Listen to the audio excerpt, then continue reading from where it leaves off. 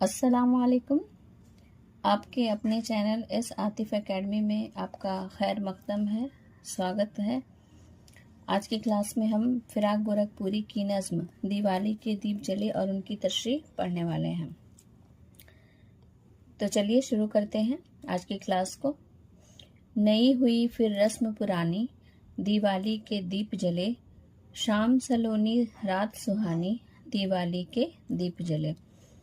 तशरीह देख लेते हैं। इस शेर में फिराक कहते हैं कि दिवाली मनाने की जो पुरानी रस्म है, जो सदियों से चली आ रही है, हर साल ये रस्म नई हो जाती है। शाम सालोनी और रात सुहानी हो जाती है। क्यों? क्योंकि घर घर दिवाली के दिए जलते हैं। अगला शेर है हमारा। धरती का रस डोल रहा है, दूर दूर तक खेतों के, लहराए वो आंचल धानी, दिवाली के दीप जले। तशरीह है। तशरीह में ये कहा गया है, इस शेर में शायर कहते हैं कि दिवाली के जलते हुए दियों की रोशनी दूर तक फैली हुई है और हरे भरे खेत इस तरह दिखाई दे रहे हैं, गोया मतलब जैसे धरती सब्ज आंचल ओढ़े अंगड़ाई ले रही है। धानी आंचल शायर ने हरे भरे खेतों के लिए इस्तेमाल किया है। अगला शेर है हमारा। नर्म लबों ने ज़बानें खोली, फिर दुनिया से कहने को, बेवतनों की राम कहानी, दिवाली के दीप जले। तशरीह है हमारा। इस शेर में शायर कहते हैं कि दिवाली के जलते हुए दियों ने अपने अंदर छुपी हुई गम की दास्तान को ताज़ा कर दिया है। ऐसा महसूस होता है कि ये जलते हुए दिए अपनी ज़बानी राम की दुख भरी दास्तान सुनाना चाहती हैं। दिवाली के इस जगमग रोशनी और खुशी के पीछे श्री राम की कुर्बानियां और दुख भरी दास्तान छुपी हुई है। अगला शेर है हमारा। आज मुंडेरों से घर घर की नूर के चश्मे फूट पड़े, पिघले शोलों की ये रानी, दिवाली के दीप जले। तशरीह है इसका। इस शेर में फिराक कहते हैं कि दिवाली के दिए जलने से आज हर घर रोशन है, गोया घरों के ऊपर से रोशनी फूट पड़ी है। दिए इस तेजी से जल रहे हैं जैसे हर तरफ रोशनी के चश्मे उबल रहे हैं। अगला शेर है हमारा। जलते दीपक रात के दिल में घाव लगाते जाते हैं, शब का चेहरा नूरानी, दिवाली के दीप जले। तशरीह है। इस शेर में शायर कहते हैं कि दिवाली के दिए जल रहे हैं जिससे रात का चेहरा दमक रहा है। ये दिए एक तरफ रात को रोशनी दे रहे हैं तो दूसरी तरफ रात के दिल के जख्म को हरा भी कर रहे हैं।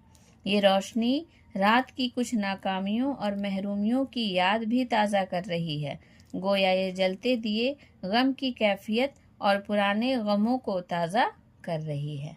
अगला शेर है हमारा।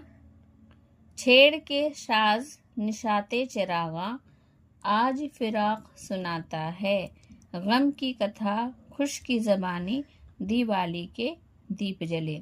ये शेर जो है इस नज्म का आखिरी शेर है और ये मक्ता शेर है। क्यों? क्योंकि इसमें शायर ने अपना नाम फिराक इस्तेमाल किया है और जिस शेर में शायर अपना नाम तखल्लुस के तौर पर इस्तेमाल करता है उसे मक्ता कहते हैं। तो तशरीह हम देख लेते हैं। ये शेर नज़म का मक्ता है। मक्ता के इस शेर में फिराक खुद से मुखातिब होकर मतलब अपने आप से कह रहे हैं। कहते हैं कि फिराक दिवाली के मौका पर चराग रोशन करते हैं, वो खुशी की ज़बान गम की दास्तान दोहराते हैं, यानी कि खुशियों की ज़ुबान में गम की दास्तान को दोहरा रहे हैं। मतलब ये है कि दिवाली का त्यौहार खुशी के साथ गम की कैफियत को भी जाहिर करता है। अब हम इस नज़्म का जो मरकज़ी ख्याल है उसे हम देख लेते हैं। नज़्म का मरकज़ी ख्याल ये है कि दिवाली खुशियों का त्यौहार है, लेकिन खुशी और गम का साथ चोली और दामन का साथ है। हर खुशी के पीछे गम की दास्तान भी होती है। खुशी के मौके पर कुछ महरूमियों और कुछ नाकामियों की याद भी ताज़ा हो जाती है। गम ना होता तो खुशी का एहसास भी ना होता। यानी हम कह सकते हैं कि जहाँ पे खुशी है वहाँ पे गम भी है। अगर लगातार खुशी चलती रहेगी तो उसका भी मज़ा क्या होगा, खत्म होगा, मतलब अच्छा नहीं लगेगा। तो गम के बाद जो खुशी आती है उसका कुछ और ही मज़ा होता है। तो कैसी लगी ये आपको हमारी ये वीडियो, कमेंट में लिखें और इस चैनल को सब्सक्राइब करें। और अगर आपको वीडियो पसंद आया है तो लाइक करें। और अगले वीडियो में हम इससे रिलेटेड MCQs लेकर आएंगे। Thank you.